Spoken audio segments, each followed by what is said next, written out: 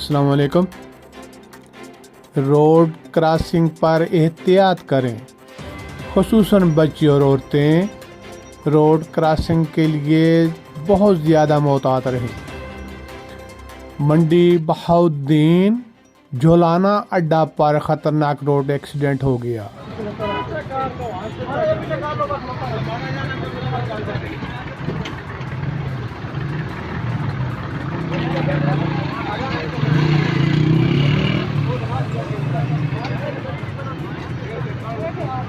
एक औरत एक्सीडेंट में कुचली गई।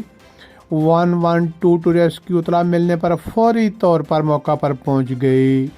वाक़े के मुताबिक एक ट्रैक्टर ट्राली के नीचे आकर औरत बुरी तरह कुचल गई और फौरी तौर पर शदीद ज़ख्मी औरत को DHQ हॉस्पिटल मंडी बहाउद्दीन मुंतकिल कर दिया गया।